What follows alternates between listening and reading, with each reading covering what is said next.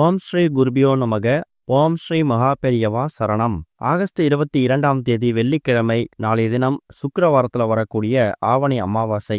இந்த ஒரு தானியத்துக்கு மேலே விளக்கேற்றுறது மட்டும் இல்லாமல் அந்த விளக்கேற்றக்கூடிய எண்ணெயில் இந்த ஒரு வேரை போட்டு தீபம் ஏற்றுறதால வீட்டில் பணம், தங்கம், செல்வம் குவியும். குடும்பத்தோட தலையெழுத்தே மாறும். அது என்ன தீபம், என்ன வழிபாட்டு முறைன்னு பார்க்கறதுக்கு முன்னாடி நம்மளோட வீடியோஸை இப்போ தான் நீங்கள் ஃபஸ்ட் டைம் பார்க்குறீங்கன்னா மறக்காமல் சப்ஸ்கிரைப் பண்ணிக்கோங்க. தொடர்ந்து இது மாதிரி அப்டேட் தெரிஞ்சுக்கிறதுக்கு பக்கத்தில் நோட்டிஃபிகேஷன் பெல்லை கிளிக் பண்ணி ஆல் அப்படிங்க செலக்ட் பண்ணிக்கோங்க. இப்போ என்ன தீபத்தை எத்தனை மணிக்கு ஏற்றணும் அப்படிங்கிற பற்றி தெளிவாக தெரிஞ்சுக்கலாம்.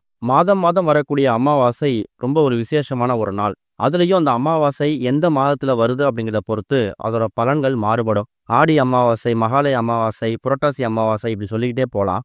அதுல இந்த ஆவணி அமாவாசையும் ஒரு முக்கியமான ஒரு அமாவாசை தான். ஆடி முடிந்து பிறந்திருக்கக்கூடிய ஆவணி மாதத்துல நல்ல வழி பிறக்கணும், வாழ்க்கையில சுபிட்சங்கள் மட்டுமே நடக்கணும் அப்படின்னு நினைக்கிறவங்க ஆடியில எக்கச்சக்கமான வழிபாட்டை முடிச்சுட்டு இப்ப ஆவணி மாதத்துக்கு வந்திருப்பீங்க. இந்த ஆவணி மாதத்துல வந்திருக்கக்கூடிய இந்த ஒரு ஆவணி அமாவாசை நமக்கு வெள்ளிக்கிழமையில வந்திருக்கு. கிருஷ்ண ஜெயந்தி முடிஞ்சு வரக்கூடிய நாட்களை கிருஷ்ணபட்ச காலம்னு சொல்லுவாங்க. கிருஷ்ணபட்ச காலத்துல வரக்கூடிய அமாவாசைய பாத்திரபத அமாவாசைங்கிற மாதிரி இன்னொரு பெயர்லையும் அழிக்கிறது உண்டு. அந்த அளவுக்கு இந்த ஒரு ஆவணி அமாவாசை பல சக்தி வாய்ந்த சிறப்பு மிகுந்த ஒரு நாளா இருக்கு. ஆகஸ்ட் 22ஆம் தேதி வெள்ளிக்கிழமை மதியம் 12:54 ஆரம்பிக்கக்கூடிய அமாவாசை திதி ஆகஸ்ட் 23ஆம் தேதி சனிக்கிழமை மதியம் 12:29 வரைக்கும் இருக்கு. ஆக மொத்தத்துல அமாவாசை விரதத்துக்கான பூஜைகள் செய்யறது, முன்னோர்களுக்கு வழிபாடு நடத்துறது, இது எல்லாத்தையும் மதியம் 1 மணிக்கு மேல பண்றது விசேஷம். வெள்ளிக்கிழமை 10:12 ராகு காலம், 3:04 யமகண்டம். எப்படி இருந்தாலும் அமாவாசை திதி ஆரம்பிக்கிறதுக்கு முன்னாடியே ராகு காலம் முடிஞ்சிடும். மதியம் 3:04 யமகண்டம். அதை மட்டும் கணக்கு பண்ணி அந்த நேரத்தில் பூஜைகள்லாம் பண்ணாமல் மதியம் ஒரு 1 மணிலேருந்து 2 மணி, இந்த 1 மணி நேரம் வீட்டில் படையல் போட்டு வழிபாடு செய்யறதுக்கு ரொம்ப உகந்த நேரம். பகல் முழுக்க முன்னோர்கள் வழிபாடு, பித்ருக்கள் வழிபாடு, இல்லை அமாவாசை அன்னைக்கு நீங்கள் திதி தர்ப்பணம் கொடுக்க போறீங்க அப்படின்னாலும் தாராளமாக அதுக்கு பயன்படுத்திக்கோங்க. மதியம் பிடிச்சதை சமைச்சு போட்டு படையல் போட்டுட்டு மாலை ஒரு 6-7 மணிக்கெல்லாமே இறை வழிபாட்டுக்கு முக்கியத்துவம் கொடுக்கணும். வெள்ளிக்கிழமை அப்படிங்கிறது சுக்கிர பகவானுக்கும் மகாலட்சுமி தாயாருக்கும் உகந்த ஒரு நாள்.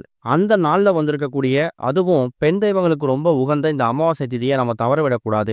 காரணம், அமாவாசைக்கு பிறகு வரக்கூடிய எல்லா நாட்களையும் நம்ம வளபிறை நாட்களாக கணக்கில் எடுத்துப்போம். அந்த நாளில் நம்ம செய்யக்கூடிய வழிபடக்கூடிய விஷயங்கள் எல்லாத்துக்கும் கிடைக்கக்கூடிய பலன்கள் வளர்ந்துக்கிட்டே போகும். அதனால தான் அமாவாசை நாட்கள்ல நம்ம பரிகாரங்கள் பண்றோம். இன்னொரு பக்கம் இறை வழிபாட்டுல நீங்க சந்திர பகவான் வழிபாடு கட்டாயம் பண்ணியே ஆகணும். காரணம், இந்த சந்திர பகவான் தான் மனோகாரகன் அழைக்கப்படக்கூடியவர். அதாவது நமக்கு இருக்கக்கூடிய பிரச்சனைகள், அது எந்த பிரச்சனையாக வேணாலும் இருக்கலாம். குறிப்பா குடும்பத்தில் இருக்கக்கூடிய மனக்கசப்புகள், கருத்து வேறுபாடு, மனக்குழப்பங்கள், சஞ்சலங்கள், இது எல்லாத்துக்கும் தீர்வு கொடுக்கக்கூடியவர் மனோகாரகன் அழைக்கப்படக்கூடிய சந்திர பகவான். சந்திர பகவானை அமாவாசை நாட்கள்லையும் பௌர்ணமி நாட்கள்லையும் வணங்கிட்டு வர்றதால குடும்பத்திற்குரிய கருத்து வேறுபாடுகள்லாம் நீங்கும். பெற்றோர்கள் பேச்ச பிள்ளைகள் கேட்கறது கிடையாது, இல்லை கணவன் மனைவி கடையில் ஏதாவது தொடர்ந்து சண்டை வந்துக்கிட்டே இருக்கு அப்படிங்கிறவங்க தொடர்ந்து அமாவாசை அப்புறம் பௌர்ணமியில சந்திரன் வழிபாடு பண்ணுங்க.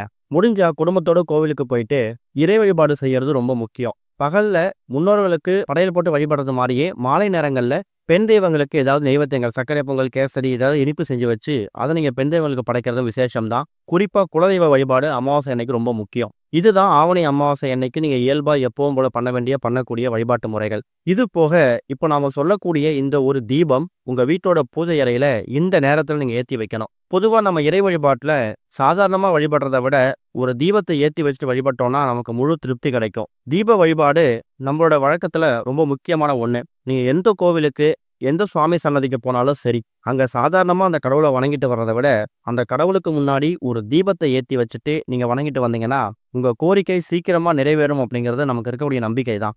அந்த வகையில இந்த ஒரு தீப வழிபாடு இந்த ஆவணி அமாவாசைக்கும் விதிவிலக்கு கிடையாது. ஆனா இந்த தீபத்தை ஏற்றக்கூடிய நேரம் ரொம்ப முக்கியம். சுக்கிரஹோரையில ஏற்றணும். பொதுவாக வெள்ளிக்கிழமையில சுக்கிரஹோரை 3 நேரத்துல வரும். காலையில 6 மணிலேருந்து 7 மணி, மதியம் 1 மணிலேருந்து 2 மணி, அதை விட்டீங்கன்னா இரவு 8 மணிலேருந்து 9 மணி. எப்படி பார்த்தாலும் காலையில 6 மணிலேருந்து 7 மணி அந்த 1 மணி நேரத்தை நீங்க பயன்படுத்த முடியாது. ஏன்னா அப்ப அமாவாசை திதியே பிறந்திருக்காது. மதியம் 1 மணிலேருந்து 2 மணி இந்த நேரத்துல பித்ருக்கள் வழிபாடு, அமாவாசைக்கு படையில போடுறது, அதுல பிஸியா இருக்கிறதால அந்த நேரத்தையும் தீபத்தை ஏற்ற முடியாது. அதனால உங்களுக்கு சரியான நேரம் அப்படின்னா இரவு 8 மணிலேருந்து 9 மணி தான். மாலை 6-7 மணிக்கெல்லாமே எப்பவும் போல பூஜையில விளக்கேற்றி வச்சுட்டு அமாவாசை அன்னைக்கு என்ன மாதிரி வழிபாடு செய்வீங்களோ அதெல்லாம் முடிச்சுடுங்க. சரியா 8 மணி ஆகிற வரைக்கும் இந்த பரிகாரத்தை செய்யறதுக்காக நீங்க காத்திருக்கலாம். இதுக்கு உங்களுக்கு தேவையான பொருள் ஒரே ஒரு கைப்பிடி அளவு வெள்ளை மொச்சை. இந்த இடத்துல நாம ஏன் வெள்ளை மொச்சை எடுத்துக்கிறோம் அப்படிங்கிற கேள்வி நிறைய பேருக்கு வரும். நம்மளோட பதிவுகளை தொடர்ச்சியா பார்க்குறவங்களுக்கு அது தெரிஞ்சிருக்கும். வெள்ளிக்கிழமை பொதுவா சுக்கிர பகவானுக்கு உகந்த ஒரு நாள், சுக்கிரவாரம். வெள்ளிக்கிழமை சுக்கிர பகவானுக்கு உகந்த தானியம் வெள்ளை மொச்சை தான். வாழ்க்கையில சுக்கிர தோஷம் இருக்கக்கூடியவங்க, குறிப்பா குடும்பத்துல யாராவது ஒரு நபருக்கு சுக்கிர தோஷம் இருக்கும். அந்த கிரக தோஷ பாதிப்பு ஒட்டுமொத்த குடும்பத்தையும் ஆட்டி படைக்கலாம். குடும்பத்தில் இருக்கக்கூடிய நபர்கள் யாராவது ஒருவருக்காக நீங்க வீட்டுல வெள்ளிக்கிழமையில சுக்கிர உரையில ஒரு தீபம் ஏற்றி வச்சு, அதுக்கு முன்னாடி சின்னதா கிண்ணத்துல வெள்ளை மொச்சை நீங்க வழிபாட்டுக்கு வைக்கும்போது, அந்த தீபச்சூட சுக்கிர பகவானா பாவித்து இந்த வெள்ளை மொச்சை நீங்க படைக்கலாம். அது மூலியமா சுக்கிர தோஷத்தோட பாதிப்புகள் படிப்படியா குறையும். சுக்கிர பார்வை உங்க மேல விழும். சுக்கிர திசை அடிச்சிட்டாலே பரம ஏழை கூட பணக்காரரா மாறலாம். அந்த அளவுக்கு ஒரு பவர்ஃபுல்லான ஒரு தானியம் தான் இந்த வெள்ளை மொச்சை. அப்பேற்பட்ட சக்தி வாய்ந்த வெள்ளை மொச்சையை ஒரு கைப்பிடி எடுத்துக்கோங்க. அடுத்ததா வெட்டி வேர். வெட்டி வேர் அப்படிங்கிறது சுவாமி சிலைகளுக்கு அபிஷேகத்துக்கு பயன்படுத்தக்கூடிய ஒரு முக்கியமான பொருள். விநாயகரா இருக்கலாம், சிவபெருமானா இருக்கலாம், இவ்வளவு ஏன் முருகர் சிலைகளுக்கு கூட பால் அபிஷேகம், பன்னீர் அபிஷேகம், இந்த அபிஷேகங்கள்லாம் பண்றதுக்கு முன்னாடி தண்ணீர்ல இந்த வெட்டி வேரை கலந்து முதல்ல அந்த தண்ணீரை வைத்து தான் அபிஷேகம் பண்ணுவாங்க. காரணம், வெட்டி வேர் வாசம் இருக்கக்கூடிய இடத்துல எதிர்மறை எண்ணங்கள் இருக்கவே இருக்காதான். நேர்மறை எண்ணங்கள், பாசிட்டிவிட்டி மட்டும்தான் மேலோங்கி இருக்கும். அந்த அளவுக்கு வெட்டிவேர் வாசத்துக்கு ஒரு பவர்ஃபுல் இருக்கு. அதை விட முக்கியமானது, வெட்டிவேர் வாசம் எங்கெல்லாம் இருக்கோ அங்கெல்லாம் லட்சுமி கடாட்சம் பெருகும். அந்த அளவுக்கு மகத்துவம் வாய்ந்த இந்த வெட்டி வேரை ஒரு 2-3 வெட்டி வேரை சின்னதா கிள்ளி எடுத்துக்கோங்க. இந்த வெட்டி வேர் எங்க கிடைக்கும் அப்படிங்கிற கேள்வி நிறைய பேருக்கு வரும். நாட்டு மருந்து கடைகள்ல இந்த வெட்டி வேர் கிடைக்கும். அப்படி இல்லைன்னா உங்க வீடு பக்கத்தில் இருக்கக்கூடிய சூப்பர் மார்க்கெட்ல இந்த ஏலக்காய், பட்டை, ஜாதிக்காய், கற்பூரம் இதெல்லாம் வச்சிருப்பாங்க. அந்த இடத்துல இந்த வெட்டி வேர் சின்ன பாக்கெட்டோட விற்கலாம். 100% கண்டிப்பா நாட்டு மருந்து கடைகள்ல கிடைக்கும். அதை வாங்கிட்டு பத்திரப்படுத்தி வச்சுக்கோங்க. சின்னதா ஒரு தட்டு மேல இப்ப நீங்க வீடியோல பாக்குற மாதிரி அந்த வெள்ளை மொச்சையை பரப்பி வச்சு, அதுக்கு நடுவுல ஒரே ஒரு அகல் விளக்கு வைக்கணும். ஒருவேளை அகல் விளக்கு இல்லைங்கிறவங்க உங்க வீட்டுல நீங்க தினமும் பயன்படுத்தக்கூடிய ஏதாவது விளக்கை பயன்படுத்திக்கலாம். அதுல திரி போட்டு தீப எண்ணெய் ஊற்றி தான் தீபம் போடணும். நெய் தீபம் போடக்கூடாது.